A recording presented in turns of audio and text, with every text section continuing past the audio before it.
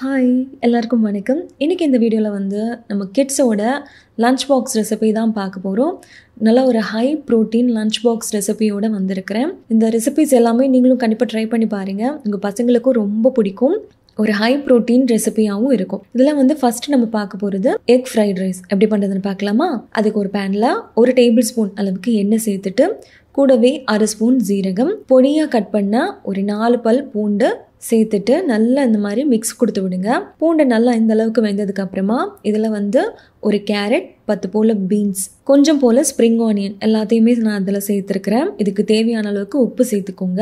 Vegetables எல்லாம் நல்லா வெந்ததுக்கு அப்புறமா 2 முட்டையை உடைச்சி ஊற்றிக்கலாம். முட்டைக்கு தேவையான அளவுக்கு மட்டும் உப்பு சேர்த்து முட்டை நல்லா வேகணும். அந்த அளவுக்கு வெந்ததுக்கு அப்புறமா முட்டையும் வெஜிடபிள்ஸையும் ஒன்றா வந்து மிக்ஸ் பண்ணிடலாம்.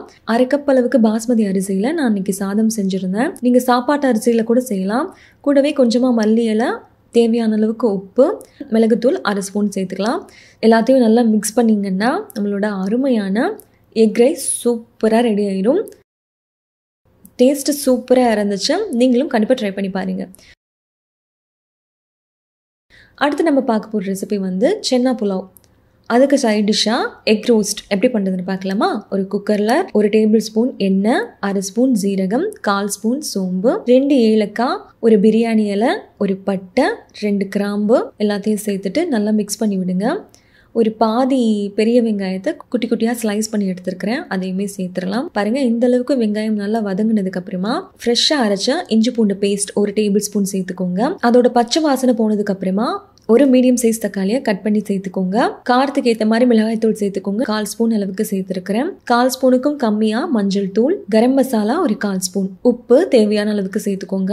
எல்லாத்தையும் ஒரு தடவை மிக்ஸ் பண்ணிட்டு சுண்டலை வந்து நைட்டே ஊற வச்சுக்கோங்க. மார்னிங் 8 விசிலுக்கு ப்ரெஷர் குக் பண்ணீங்கன்னா சூப்பராக வெந்துடும். வேக வச்ச சுண்டலை இதில் சேர்த்துடலாம். கூடவே 1/2 மணி நேரத்துக்கு முன்னாடி ஊற வச்ச சாப்பாட்டு அரிசி தான் நான் இன்னைக்கு எடுத்துருக்கிறேன். நீங்கள் பாஸ்மதி கூட எடுத்துக்கலாம். 1 கிளாஸ் அளவுக்கு ரைஸ் சேர்த்துருக்கிறேன். கூடவே ஒரு பச்சை மிளகாய், கொஞ்சமாக மல்லி இலை, புதினா இலை சேர்த்துட்டு 1 கிளாஸ்க்கு 2 கிளாஸ் அளவுக்கு தண்ணி சேர்த்துக்கோங்க. நீங்கள் எந்த கிளாஸில் அளக்குறீங்களோ அதே கிளாஸில் தான் தண்ணியும் சேர்க்கணும். எல்லாத்தையும் ஒரு தடவை நல்லா மிக்ஸ் பண்ணிட்டு ஒரு 1/2 ஸ்பூன் போல் நெய் சேர்த்து லிட்டு க்ளோஸ் பண்ணி 3 விசிலுக்கு ப்ரெஷர் குக் பண்ணிங்கன்னா புலாவ் ரெடி ஆயிரும். அது ரெடி ஆகுறதுக்குள்ள நம்ம எக் ரோஸ்ட் பண்ணிடலாம். அதுக்கு நான் இன்னைக்கு 2 வேக வச்ச முட்டையை எடுத்துருக்கிறேன். முட்டையை இந்த மாதிரி ஸ்லைஸ் பண்ணிட்டு பேனில் கொஞ்சம் போல் எண்ணெய் சேர்த்து மஞ்சள் தூள் கொஞ்சமா சேர்த்துக்கோங்க. மிளகாய் தூள் காரத்துக்கு ஏற்ற மாதிரி சேர்த்துக்கோங்க. கொஞ்சமா பெருங்காயம், உப்பு முட்டைக்கு தேவையான அளவுக்கு மட்டும் சேர்த்துட்டு ஒரு தடவை நல்லா மிக்ஸ் பண்ணி விட்டுக்கோங்க. லோ ஃப்ளேம்ல விட்டு தான் இது பண்ணணும். நம்ம ஸ்லைஸ் பண்ண எக்கையும் இதுல சேர்த்து லோ ஃப்ளேம்ல வச்சு முன்னாடியும் பின்னாடியும் நல்லா திருப்பி போட்டு குக் பண்ணுங்க. கடைசியா கொஞ்சமா கருவேப்பிலை சேர்த்து எக் வந்து நல்லா ரோஸ்ட் ஆனதுக்கு அப்புறமா எடுத்தீங்கன்னா நம்மளோட சூப்பரான எக் ரோஸ்ட் ரெடி ஆயிரும். நம்மளோட புலாவும் ரெடி ஆயிடுச்சு. 3 விசில் வந்ததுக்கு அப்புறமா ப்ரெஷர் எல்லாம் கம்ப்ளீட்டாக இறங்கினதுக்கு அப்புறமா குக்கரை ஓப்பன் பண்ணிங்கன்னா நம்மளோட சென்னா புலாவ் சூப்பராக ரெடி ஆயிடும். அடுத்து நம்ம பார்க்க போகிற ரெசிபி தட்டைப்பயிறு சாதமும் மஷ்ரூம் 65 எப்படி பண்ணுறதுன்னு பார்க்கலாமா? அதுக்கு ஒரு குக்கரில் 1 டேபிள் ஸ்பூன் போல் எண்ணெய் சேர்த்துக்கோங்க. 1/2 ஸ்பூன் ஜீரகம், கடுகு கொஞ்சமாக சேர்த்துக்கோங்க. 4 சின்ன வெங்காயம் நான் சேர்த்துருக்கிறேன். 4 பல் பூண்டை குட்டி குட்டியாக நறுக்கி சேர்த்துக்கோங்க. ஒரு பச்சை மிளகாய், கொஞ்சமாக கருவேப்பிலை எல்லாத்தையும் சேர்த்துட்டு இந்த அளவுக்கு வதங்கினதுக்கு அப்புறமா 2 மீடியம் சைஸ் தக்காளியை குட்டி குட்டியாக ஸ்லைஸ் பண்ணி நான் அதில் சேர்த்துருக்கிறேன். கூடவே உப்பு தேவையான அளவுக்கு சேர்த்துக்கோங்க. கொஞ்சம் போல் பெருங்காயம், மஞ்சள் தூள் 1/4 ஸ்பூன், காரத்துக்கு ஏற்ற மாதிரி மிளகாய் தூள் சேர்த்துக்கோங்க. நான் இன்னைக்கு 6 ஸ்பூன் சேர்த்துருக்கிறேன். எல்லாத்தையும் நல்லா மிக்ஸ் பண்ணி விடுங்க. பாருங்கள், தக்காளி இந்த அளவுக்கு மசிய வெந்ததுக்கு அப்புறமா 1 கிளாஸ் அளவுக்கு நான் அரிசி, சாப்பாட்டு அரிசி தான் 1/2 மணி நேரத்துக்கு முன்னாடி ஊற வச்சுருந்தேன். தட்டைப்பயிரை வந்து நான் எதுவும் ஊற வைக்கல. காலையில் வந்து ஒரு 3 விசிலுக்கு மட்டும் ப்ரெஷர் குக் பண்ணி தனியாக எடுத்து வச்சுருக்கிறேன். 1/2 கிளாஸ் அளவுக்கு தட்டைப்பயிறு, 1 கிளாஸ் அளவுக்கு அரிசி. ஸோ இந்த கிளாஸில் தான் நான் வந்து ரெண்டையுமே அளந்தேன். இதே கிளாஸில் நான் 2.5 கிளாஸ் அளவுக்கு தண்ணி சேர்த்துக்கிறேன்.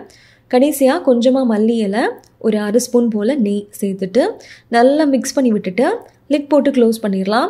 3 விசில் வந்ததுக்கப்புறமா ப்ரெஷர் எல்லாம் இறங்கினதுக்கப்புறமா லிட்டு ஓப்பன் பண்ணிங்கன்னா நம்மளோட அருமையான தட்டைப்பயிறு சாதம் சூப்பராக ரெடி ஆகிடும். நல்லா கமன்னு வாசனையாக இருந்துச்சு. இப்போ இதுக்கு சைட் டிஷ்ஷாக நம்ம ரெடி பண்ணிடலாம். அதுக்கு நான் மஷ்ரூம் வந்து ஒரு 100 கிராம் அளவுக்கு நான் இன்றைக்கி மஷ்ரூம் எடுத்துருக்கிறேன். நல்லா வாஷ் பண்ணிவிட்டு இந்த மாதிரி கட் பண்ணி எடுத்துக்கோங்க. அது ஒரு பவுலில் சேர்த்துட்டு கூடவே இதுக்கு தேவையான அளவுக்கு உப்பு, மிளகாய் தூள் காரத்துக்கு ஏற்ற மாதிரி சேர்த்துக்கோங்க. நான் இன்றைக்கி 1 ஸ்பூன் சேர்த்துருக்கிறேன். 1/4 ஸ்பூன் மஞ்சள் தூள், 1/2 ஸ்பூன் மிளகுத்தூள், 1/4 spoon garam masala, corn powder 2 spoon,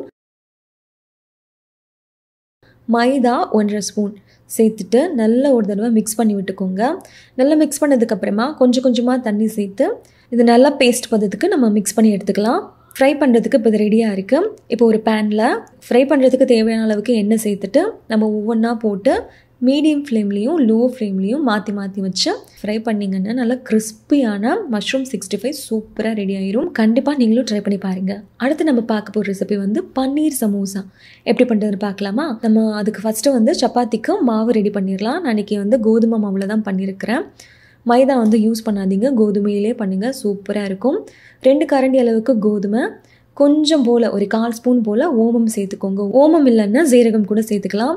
உப்பு தேவையான அளவுக்கு சேர்த்துக்கோங்க. 1 டேபிள் ஸ்பூன் எண்ணெய் சேர்த்துட்டு நல்லா மிக்ஸ் பண்ணிவிட்டு நம்ம சப்பாத்தி மாவு எப்படி பிசைவோமோ அதே மாதிரி நல்லா டைட்டாக பிசைஞ்சு எடுத்துக்கோங்க. பாருங்கள், இப்போ மாவு ரெடியாக இருக்குது. இப்போ இது ஓரமாக இருக்கட்டும். இப்போ மிக்ஸி ஜாரில் 4 பல் பூண்டு,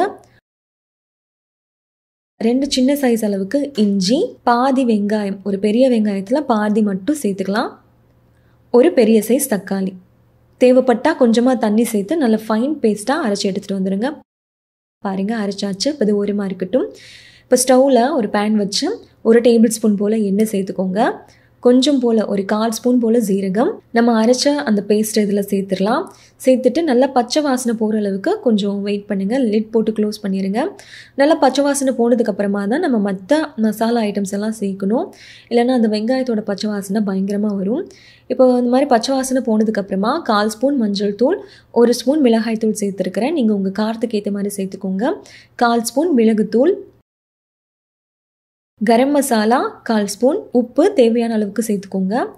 நம்ம மசாலா சேர்க்கும்போது ஸ்டவ் வந்து லோ ஃப்ளேமில் தான் இருக்கணும். எல்லாத்தையும் ஒரு தடவை நல்லா மிக்ஸ் பண்ணிவிட்டு மறுபடியும் லிட் போட்டு க்ளோஸ் பண்ணிடலாம். ஒரு 2 to 3 மினிட்ஸ் வந்து மறுபடியும் லிட் போட்டு க்ளோஸ் பண்ணி குக் பண்ணிங்கன்னா மசாலாவோட பச்சை வாசனையும் நல்லா கம்ப்ளீட்டாக போயிடும். இப்போ கொஞ்சமாக வந்து பட்டாணி எடுத்து அதை வந்து ப்ரெஷர் குக் பண்ணியிருந்தேன். நைட் ஊற வச்சுட்டு மார்னிங் 3 to 4 விசிலுக்கு ப்ரெஷர் குக் பண்ணிங்கன்னா நல்லா சாஃப்டாக வெந்துடும். இப்போ இது கூடவே வந்து 150 கிராம் அளவுக்கு பன்னீரை இந்த மாதிரி துருவியோ இல்லை மேஷ் பண்ணியோ எடுத்துக்கோங்க. கொஞ்சம் போல் மல்லி இலை சேர்த்துட்டு நல்லா மிக்ஸ் பண்ணிங்கன்னா லோ ஃப்ளேமில் விட்டு மிக்ஸ் பண்ணிங்கன்னா நம்மளோட சமோசாவோட ஸ்டஃபிங்ஸ் வந்து ரெடி ஆயிரும். இப்போ இது வந்து நல்லா ஆறட்டும், ஓரமாக இருக்கட்டும். இப்போ நம்ம சப்பாத்தி மாவு பிசைஞ்சோம் இல்லையா, அதுலேருந்து கொஞ்சம் போல் மாவு எடுத்து இந்த மாதிரி நீல வாக்கில் விரிச்சு விட்டுக்கோங்க. ஒரு கத்தி எடுத்து அந்த சென்டர் போர்ஷனில் ஒரு கட் பண்ணிவிட்டு இப்போ வந்து நம்ம ஒட்டுறதுக்கு பேஸ்ட் ரெடி பண்ணிடலாம். சின்ன ஸ்பூனில் 1 ஸ்பூன் அளவுக்கு மட்டும் மைதா சேர்த்துருக்கிறேன். கூடவே கொஞ்சமாக தண்ணி சேர்த்து மிக்ஸ் பண்ணிட்டீங்கன்னா நம்மளோட பேஸ்ட் ரெடி ஆயிடும். இது ஓரமாக இருக்கட்டும். நான் காமிக்கிற மாதிரியே நீங்கள் வந்து ஷீட்டை மடித்து எடுத்துக்கோங்க.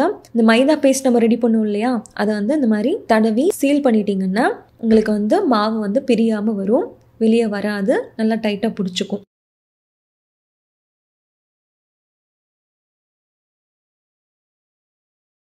நம்ம ரெடி பண்ண ஸ்டஃபிங்ஸையும் இதில் சேர்த்து இதே மாதிரி மாவு வந்து மடித்து விட்டுக்கோங்க. பேஸ்ட் சேர்த்து நல்லா இந்த மாதிரி கார்னர்ஸ் எல்லாமே வந்து நல்லா மடித்து விட்டுக்கோங்க. இதே மாதிரி நம்ம எல்லா சமோசாவும் ரெடி பண்ணிடலாம்.